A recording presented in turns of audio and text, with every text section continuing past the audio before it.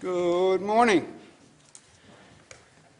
From my far right, Mr. Larry Schwartz, former secretary to me, former secretary to Governor Patterson, who's been helping us on the surge in flex and vaccination process as a good volunteer and as a good friend to the state. Chancellor Jim Malatras, please refer to him as Chancellor. Deputy Director of Operations, Kelly Cummings, who makes everything work and run and gets things done. Amen. Dr. Howard Zucker, Melissa DeRosa, Secretary to the Governor, Robert Mejica, Budget Director, and many other hats, MTA, CUNY, and the best sense of humor in the place. Where we are, today's day 291.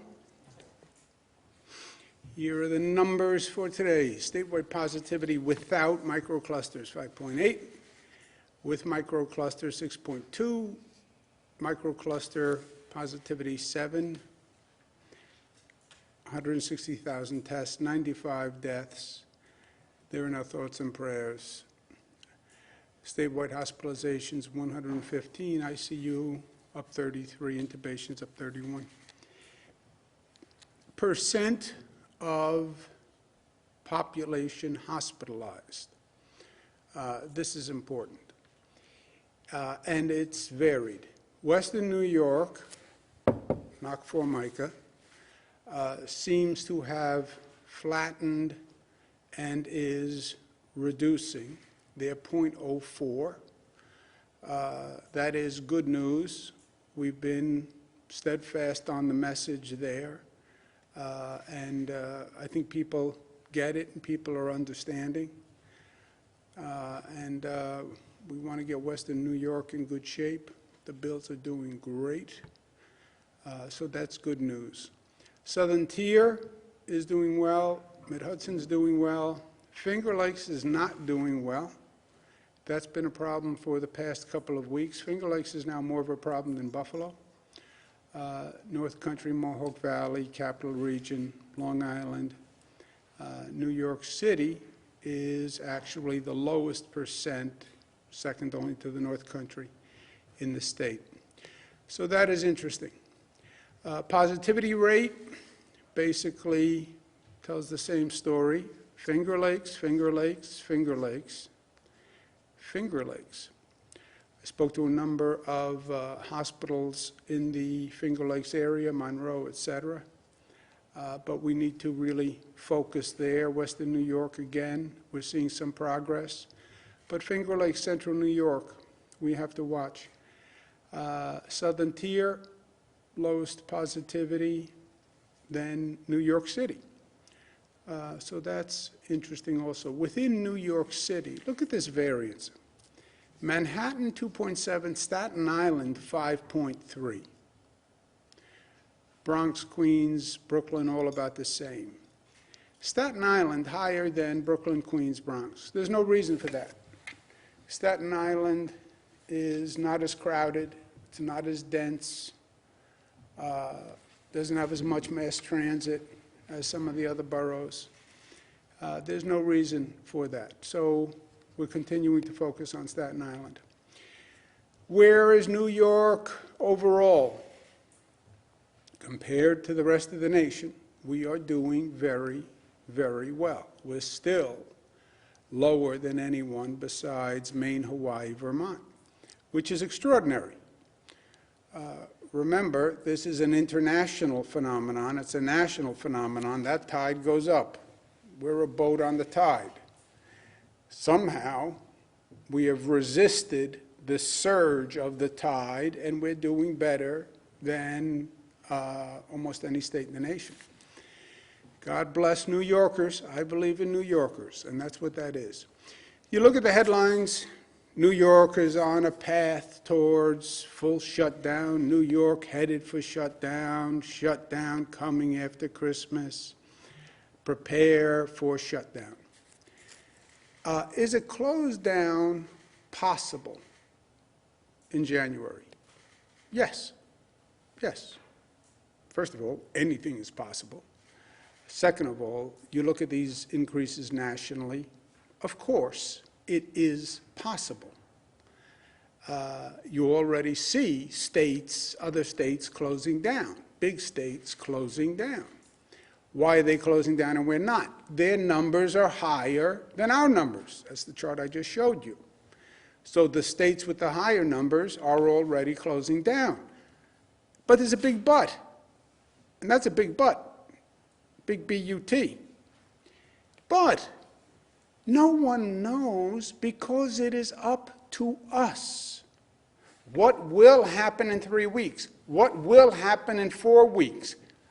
You tell me what you're going to do over the next 3 weeks or 4 weeks, and I'll tell you what's going to happen, right?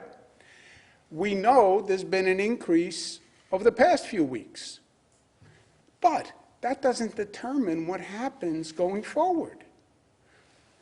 I put on £1 a week for the past 4 weeks. Well, then in another month, I'll weigh 4 pounds more. No, it depends on what you do. And that's where we are. There's a great quote. Don't speculate about the future. Create the future. You know who said that? A.J. Parkinson, right. Don't speculate, maybe this, maybe this, maybe this, maybe that. Create the future. It is all in our control. New Yorkers can stop a shutdown. New Yorkers can save lives. It depends on what we do, and we just have to do it. And New Yorkers are good at doing it. Slow the spread, manage the hospitals, administer the vaccine. Slow the spread.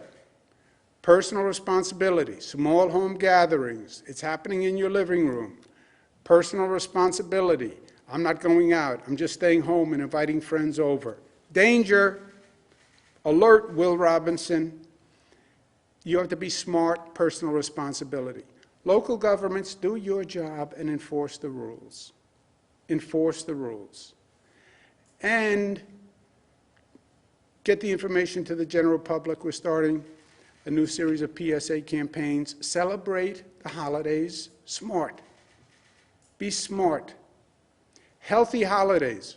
You know they always say happy and healthy holidays? Focus on the healthy this year. Healthy holiday season. Hospital management. Dr. Zucker is sending a letter to all the hospitals. Hospitals have to shift to crisis management mode. Crisis hospital management is a different state of mind for hospitals.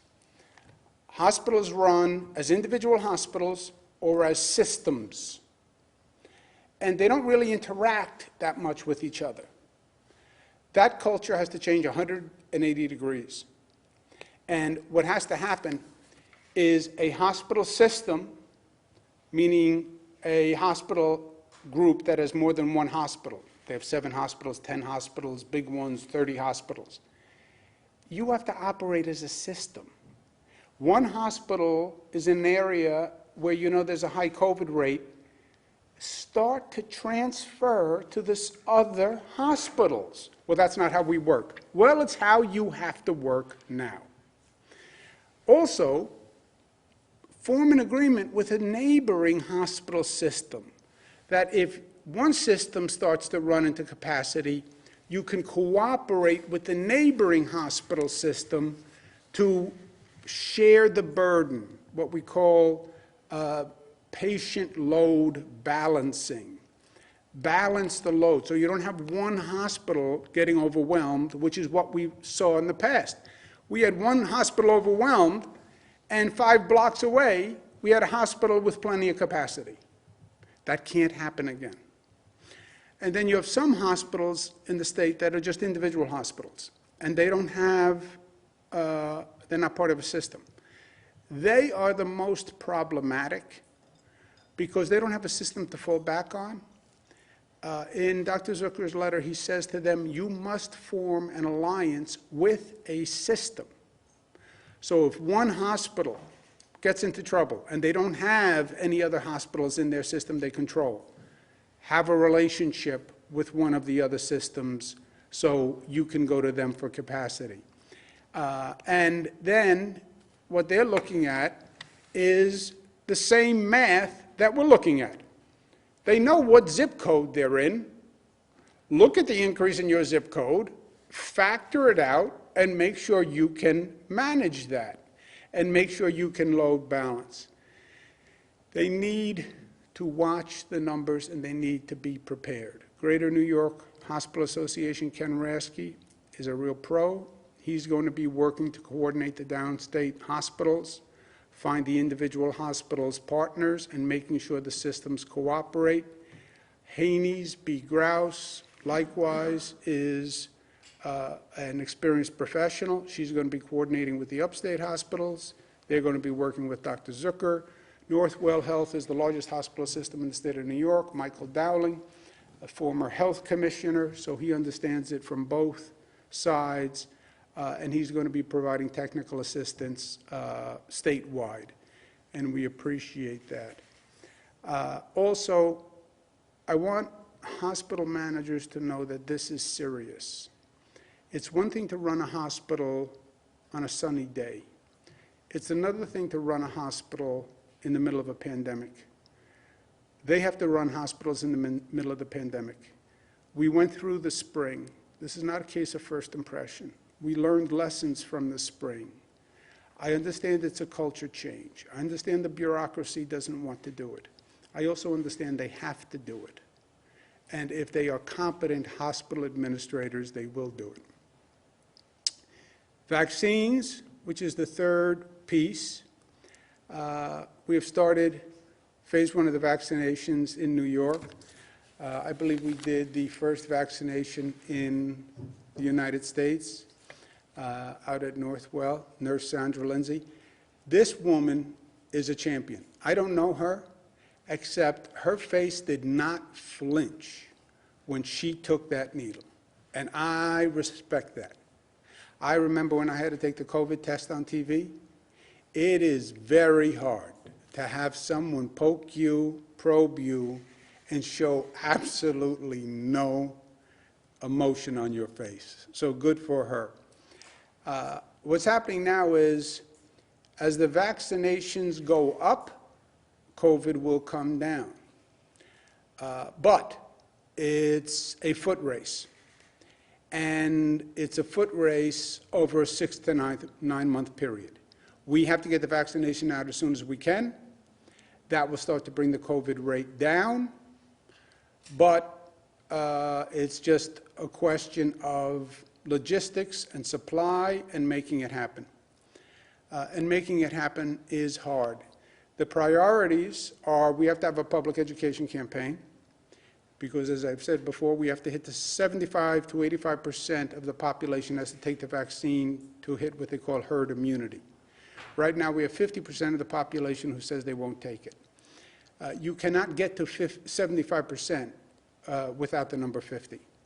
So we need a real public education campaign. We have to make sure it's fair, and we have to reach out to the communities that paid the highest price, the Black community, Latino community, poor community, and we have to expedite the distribution and administration, and that is just 9,000 logistical pieces that have to work. That's trains, planes, automobiles, everything working. It's the most ambitious governmental operation that has been undertaken, period.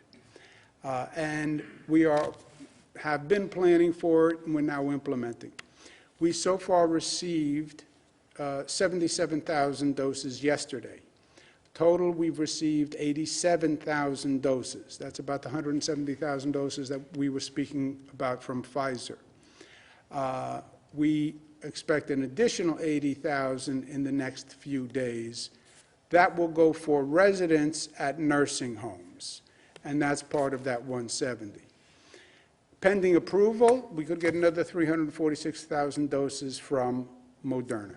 What happens is the state gets the vaccine, the state then distributes it proportionately to regions.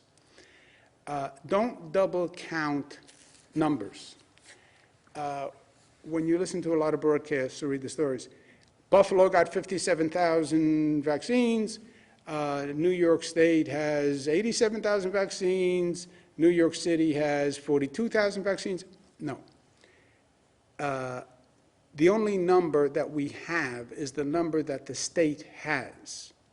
We then distribute that to Buffalo, New York City, North Country, et cetera.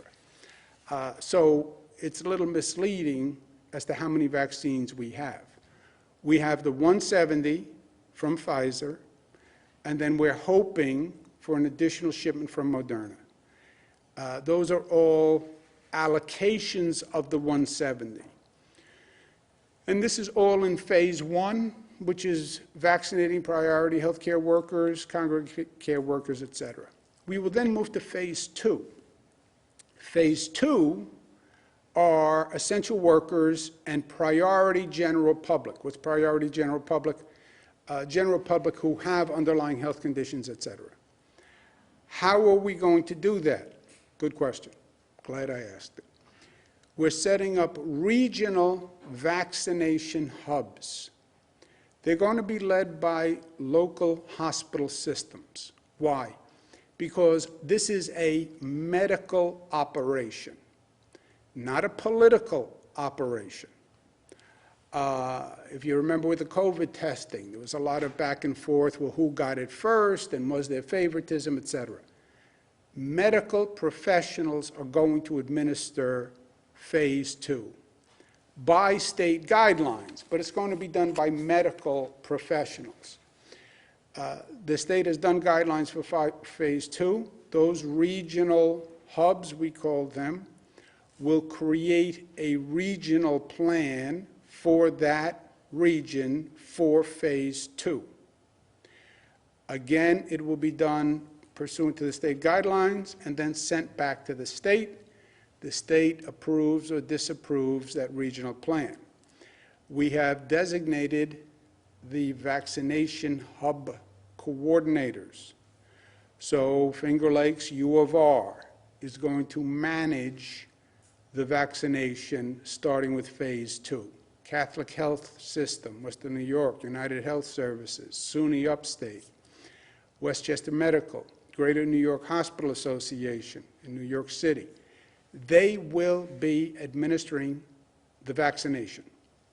Northwell on Long Island. It's a medical procedure. It will be handled by medical professionals. There'll be no political favoritism, et cetera. These hub coordinators will all coordinate with the local stakeholders. They will work with the city government. They will work with the county government. They will work with the community-based health organizations. They'll work with community-based organizations to outreach to communities that are hard to reach. But they'll come up with a plan that meets the needs of that region. You're dealing with the North Country. That's different than when you're dealing with New York City. So the regionalization makes sense, and they'll have a plan that's tailored to their area. Again, the state will then approve the plan. The state will provide the logistics, the support that they need to actually get it done quickly. They're going to put in their plans the first week of January. The Department of Health will go through them. We want to be in place and ready as soon as we get the phase 2 allocation. When do we get the phase 2 allocation? Right now, we're talking about probably late January for phase 2. The dates tend to change with the federal government. It's not a criticism. I know they're trying to move a lot of pieces and big pieces very quickly. But the one piece we need to start the chain is we need the delivery of the vaccines. And on the current schedule, we think we get to phase 2 late January. Our goal, best vaccine program in the United States of America. Why is that such an ambitious goal? Because we are New Yorkers and we always set the bar high on ourselves. We want to be the first COVID-free state. This state paid more than its fair share for COVID. And what we went through in the spring and I want to make sure that we're doing everything we can to be the first state to kill this beast. So people have questions. When can I get a vaccine? How much will it cost? What comes next? We have a website you can go to that has all the information, Vaccinate New York. It's a one-stop for all information. That logo, New York Tough, that is supposed to be a Band-Aid, a bandage that would go over a vaccine. If you look at the other picture, see that bandage? That's what that is supposed to be. I don't think anyone would get that. But that's what that is. There it is, the bandage again. But here's a very important point. New York State, in New York State, no person will have to pay a penny for a vaccination. No person will pay a penny for a vaccination. We want people to get vaccinated. It shouldn't be about wealth. No one will pay a penny.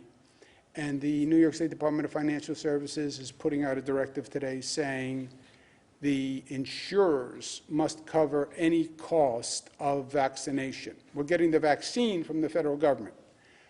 But theoretically, an insurer could say, yeah, but I had to pay the nurse, I had to pay this one. State Department of Financial Services saying the insurers have to pay that cost themselves. So there's a light at the end of the tunnel, but it's a long tunnel. We have to hit 75, 85%. Don't relax until that happens. You have to follow the same rules. And by the way, that means all through the holidays. And that's the problem. Another topic, state finances. Newspapers today suggest that Congress suggests no state and local funding. This is a major problem. It's also a major disgrace. We have been talking about this for months, since before the election. And then after the election, people were supposed to put their politics aside and actually do their job. Apparently that hasn't happened. This is a purely partisan debate. Again, I'm chairman of the National Governors Association. I talk to governors on both sides of the aisle. Many Republican governors received a lot of funding early on from the CARES Act. As a matter of fact, they received so much funding that they need flexibility to be able to spend their money. The Democratic states that were hardest hit have run out of that money and need additional funding, like New York, like Michigan, like California, like Illinois. Some people in Washington say, well, bankrupt the states. Bankrupt the states. If you bankrupt states, you bankrupt the nation. You really want to bankrupt New York? What would that do to the nation's economy, bankrupting New York? And you want to bankrupt New York now, in the middle of this pandemic, when the numbers are spiking, when we're just about to start this ambitious vaccination program, where I need hospitals and nurses and National Guard to do this unprecedented operation? Now is when you want to bankrupt New York? It is madness. Madness. Hyper-political, parochialism, madness. You know how important New York is to the overall economy. You know how important California is to the overall economy. Chicago, Illinois. How do you just say, let these states go bankrupt? How do you expect me to administer the vaccine? And you know that unless we crush this virus everywhere, we don't crush this virus anywhere. Virus is a national pandemic. Infected people from one state are going to the other state. That's the problem. I've been fighting this fight for months. I believe President Biden will correct the situation. He has said it publicly, privately. He gets it. The problem is he has to get into office. So you're talking about February, March of next year. The question is, what do we do to get from now till next February, March.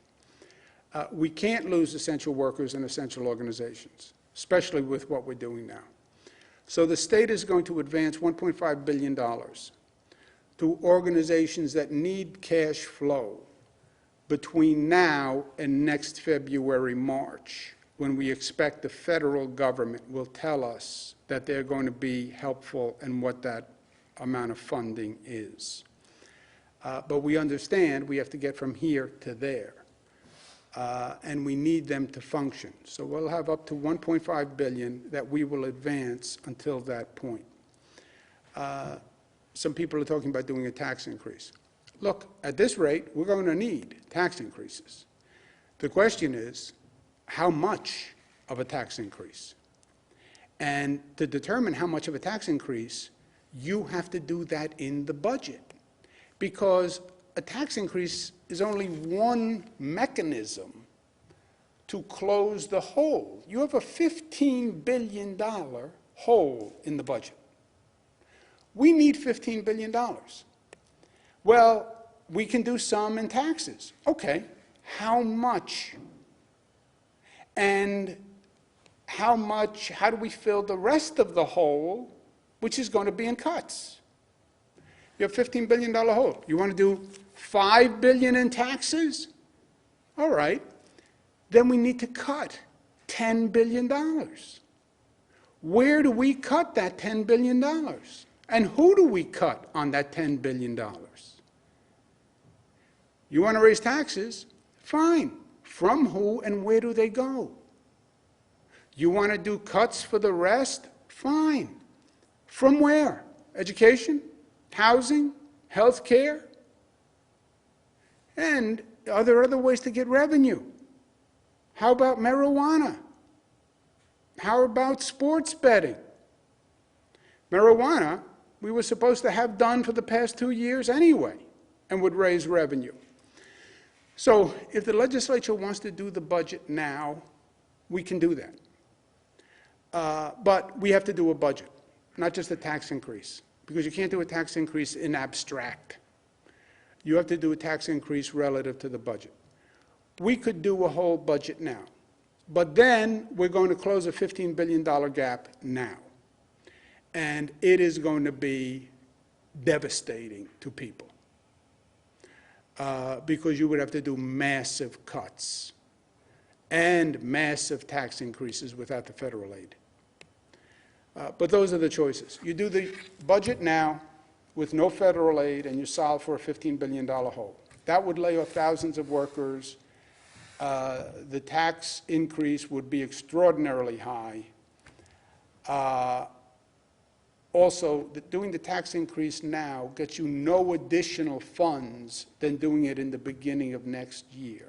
Legally, that is not correct. We've done tax increases in 2009 and had them retroactive, and they've been upheld. Or we wait until next February, March, we do a budget when we know what the federal funds will be, and then we do the tax increases and the cuts to actually balance. Those are the two choices. We can do it either way. I favor waiting until next year, because if we close the $15 billion hole this December, I can tell you the cuts to education are going to cause school districts to lay off teachers all across the board. I can tell you hospitals are going to have to lay off workers. I can tell you government is going to have to lay off workers. Just when we're doing vaccines, just when we're fighting the pandemic. And then Joe Biden takes office and comes up with a federal aid package to the states. Then what do? Call back the school and say, oh, by the way, now I can give you funding? And the school's going to say, I just fired 500 teachers. How do I get them back? That's where we are on that. But a bridge to here and there is the state advancing $1.5 billion until we know where we are on the other side. If Joe Biden, as president, doesn't provide state and local funding or can't get it passed, we're going to have to close that $15 billion on our own. If we have to close the $15 billion on our own, it is going to be devastating. You're not talking about the tax increase they're talking about. You're talking about multiples of that tax increase. You're talking to cuts in almost every service. This would be the highest deficit in the history of the state of New York. And this is no time to be savaging essential services. Look, this is all hard. This is all hard. And I know hard. The times test us, creates pressure. Pressure finds the crack in the stone, little crack, but you put it under pressure. And then the pressure explodes the crack, the weak crumble. But pressure also forges diamonds. And New Yorkers are diamonds. We're a necklace of diamonds, different shapes, different sizes, different colors, but a necklace of 19 million diamonds. And that's why we're New York tough and smart and united and disciplined and loving. By the way, just if you think we didn't have enough on our plate, big storm a-coming, nor'easter coming. Primarily downstate, which has the warning, a watch upstate. State of emergency we may declare at 6 p.m. in those counties in the Hudson Valley, because they are supposed to be the areas that are very hard hit. This is a weather projection, very specific. It's like purple haze, Jimi Hendrix, also pointing to two very specific areas with very high snowfall, 18 to 24, that's the dark purple. What is that, Ulster and Sullivan, it's like Monticello. Very specific that those areas are going to have the highest snowfall. I once said that the weather forecasters were incorrect the next day, and I got savaged by the weather forecasters from across the nation for saying that their forecast was incorrect. So I am going to learn a little bit and not do that. But that is a very specific forecast. So we'll wait to see how that turns out. But it's a statewide situation, which makes it difficult for us, because normally when it's just a region we can deploy.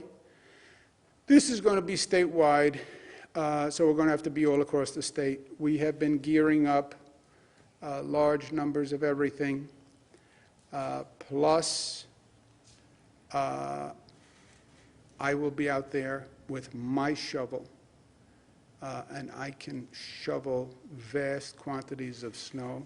And Rob Mahika is going to join me, and Dr. Howard Zucker. So if I fall over from a heart attack from shoveling the snow, Dr. Zucker will be right there, which I appreciate. Questions? Thank you, Governor. If you'd like to ask a question, please use the raise hand function at the bottom of your window. We'll take a moment to compile the Q&A roster.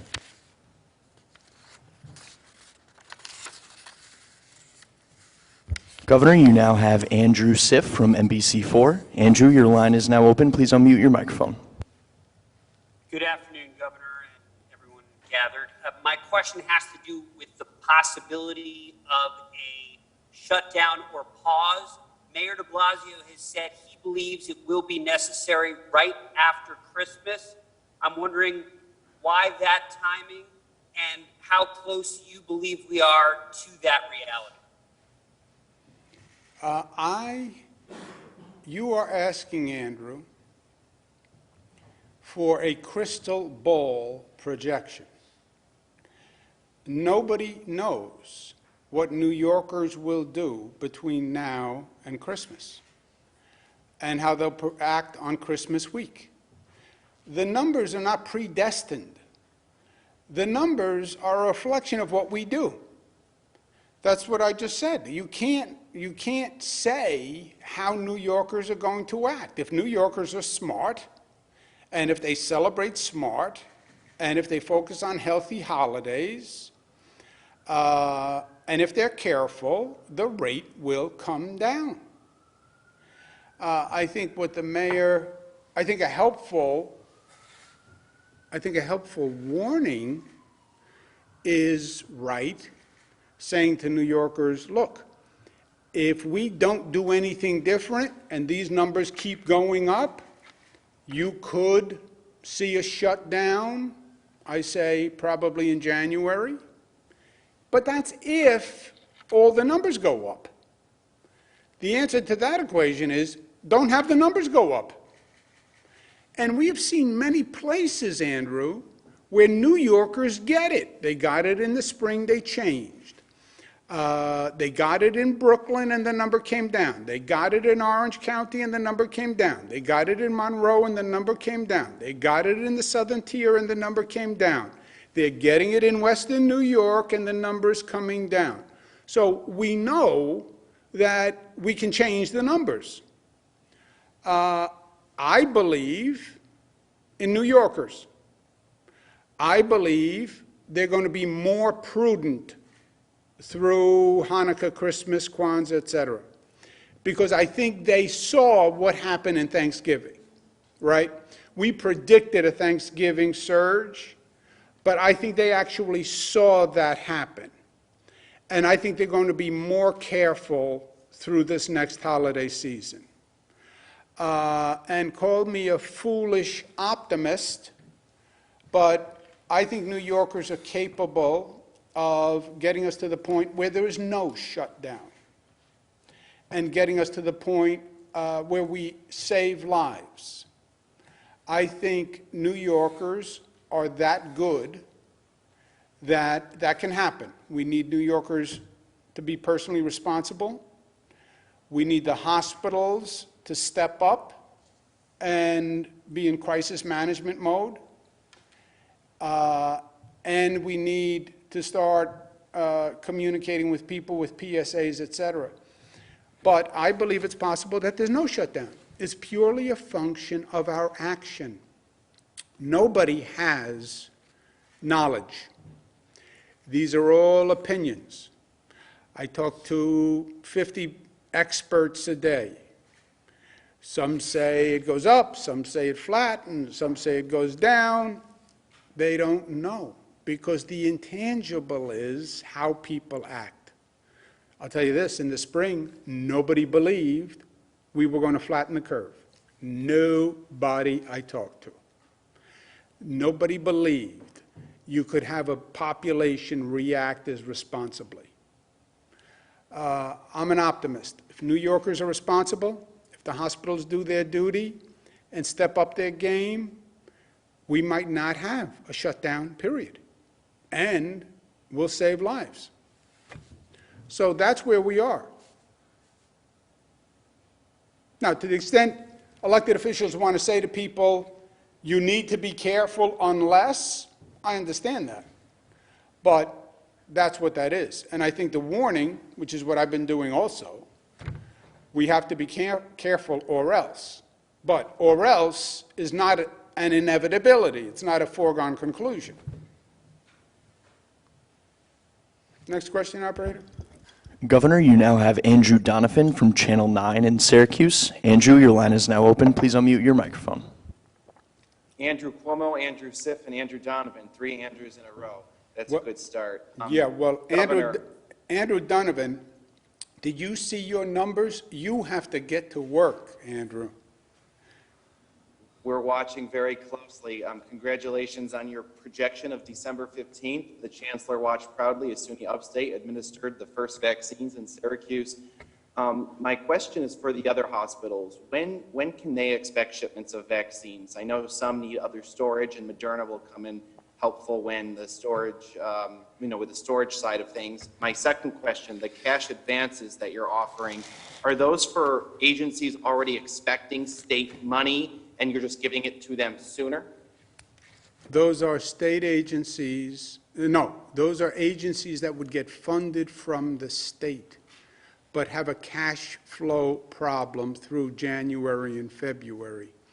and the state would advance up to $1.5 billion to get us to January and February, which is the point where we can actually do a responsible budget, because you know the numbers, Andrew. You know, to do a budget, you have to make all the decisions at once, right?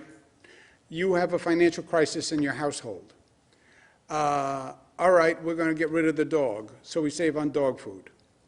All right, but before you decide that, is there something else you can do?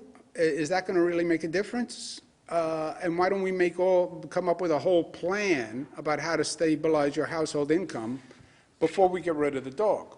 Because, by the way, we like the dog. That's why I say any tax increase cuts, it has to be done in the context of a whole budget. And I'll do the whole budget right now. I mean, I'm sitting here, I'm ready. But I think it's smarter to do it in February when we have the federal money and we don't have to cut schools, hospitals, et cetera. But Rob Mihica, on the $1.5 billion for agencies that have essential cash flow, did I say that correctly? How would that work? Yes, Governor, that's right. So many agencies are concerned about the withholding or concerned that the state hasn't made payments because of that. So what we're going to do is make sure that those agencies that have critical needs will be able to give them those money so they have a level of certainty through the end of the fiscal year. By the way, this state and local discussion is just starting.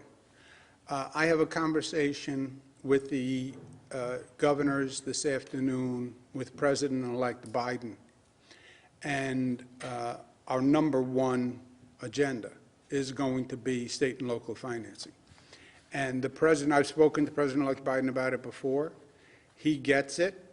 We're going to talk about it again today. The problem is he has to get into office, right? And then he has to propose a budget. So we're looking at February, March, which then puts us right in timing for our budget, which is March. But we have to win the state and local financing. And I am confident with Joe Biden we will. Next question. Governor, you now have Michelle Bocanegra from Politico. Michelle, your line is now open. Please unmute your microphone. Hi, Governor. Can you hear me? Faintly, Michelle, if you could just speak Oh, okay. up. I'll speak up a little. So, good morning. I just have a question about mayoral control ahead of the Assembly hearing tomorrow. As you know, the current extension that's been granted to Mayor de Blasio is expiring in 2022, so I just wanted to ask if you're going to push for another extension when the time comes, and also, in your opinion, has it been a helpful tool during the pandemic, given the ever-changing situation, or do you feel like it's just accelerated worsening tensions between the mayor and families and educators, et cetera? Yeah, you know, Michelle, I have not weighed in on that. I thought it was something the council was considering weighing in on, but I have not offered an opinion. Do we know where that is, anyone? Is that, when would the legislation need to be? Mayoral control extends through Mayor de Blasio's term, and then it expires. And then it would require a new law. That's right. And the Assembly's doing a hearing on it tomorrow, I believe. Oh, that's right. The Assembly's doing a hearing on it. We'd have to pass a law next year. So we have plenty to talk about right now, and we haven't gotten to the topic with the legislature. But I'm sure that the Assembly, especially because the Assembly is predominantly from New York City, I'm sure the Assembly is going to have very strong feelings about that. And then we'll have a conversation. I just haven't had that conversation. Thank you. Next question. Governor, your next question comes from Kesha Kluge from Bloomberg. Kesha, your line is now open. Please unmute your microphone. Hi, Governor. Thanks for taking my question. Just first of all, how many vaccines were actually given yesterday? And then also, are you expecting any delay in the vaccine process with the snowstorm coming? We do not know if there's a delay. Well, let's go back. Are we expecting any deliveries in the next couple of days? We are. Larry? I mean, the next allocation, which would be the first Moderna allocation, is tentatively slated for December 22nd. As you know, we received the first Pfizer allocation that went to 90 hospitals, and then the first allocation from the Moderna drugs vaccine is tentatively slated to be distributed to all hospitals here in New York State on December 22nd. So hopefully by December 22nd, the snow is not an issue. And, you know, this is UPS, this is FedEx. They're very good at getting goods to their location, and we supplement them. If they can get it to an airport, we can get it from the airport. So we don't anticipate this at that time. I don't know that we have these. Dr. Zucker, how many vaccinations have been done so far? 4,000. 4,000? 4,000. About 4,000. Can we take one more question, operator? Governor, your last question comes from Paul Liotta from the Staten Island Advance. Paul, your line is now open. Please unmute your microphone. Hi, Mr. Governor. Thank you for taking my question. Obviously, we've had a lot of issues in Staten Island, and some of our local electeds have been calling for your authority to be reined in terms of shutdowns. I just wanted to see how you'd like to respond. Paul, yeah, this politics. Then there's facts. Facts. Put up the Staten Island slide, please. This is the fact, Paul. Staten Island has the highest infection rate in New York City. Why? It's less dense than the other boroughs. It doesn't have the subway service of the other boroughs. It doesn't have the crowded office buildings of the other boroughs. It has less sidewalk traffic than the other boroughs. Why? And you know what I focus on? I focus on the states, parts of the state that have the worst problem. Western New York for a long time had a problem. Early in the spring it was New York City. There was no reason for this. And this to me is just sad. Because when people get infected, they go into the hospital. And when they go into the hospital, they die. And I don't think there's any reason for it. I think it's politics. It's also sad because there is no political difference. Donald Trump recommends stricter in-house guidelines than New York State. Donald Trump recommends stricter in-house guidelines than New York State. Donald Trump says only immediate family members in a household. Only immediate members in that household. So no inviting over Uncle Joe, Aunt Nancy, none of that. That's the Trump administration's guidance. Our guidance is less than that. So both the Trump administration and the Biden administration agree on the same guidance. Why do people want to play politics with it? And then it's ironic. Politicians are funny. My father didn't like politicians. And I tell the story, we're in like a delicatessen one day. And my father was in office. And I'm standing next to him, and somebody comes up and starts to chat and says something about, you know, you're a politician. And he got all bristly. He could get bristly, my father. God bless him. And we get back in the car, and I said to him, you know, Dad, she said you're a politician. But you are a politician. You know, you can't get, no, I'm not a politician. Politicians are people who say whatever they have to say. They blow with the wind. Yeah, just yes men to make people happy. That's not who I am. That's not what I am. He had a real distinction Politician had a negative connotation. A friend of mine is talking to a politician on Staten Island who's been very vocal. This is a hoax. There is no coronavirus. Don't worry about it. Free Staten Island. Don't worry about a mask. Don't worry about anything. Everything's good. This is the governor, over-restrictive. You know what the politician was interested in? Getting a vaccine. If there was nothing to worry about, like he told the people, why would you want a vaccine? Right? So it's the facts. Just focus on the facts. And let's be safe through the holidays, and let's get the numbers down, and let's make sure New York doesn't shut down, and let's make sure we save lives. Thank you very much.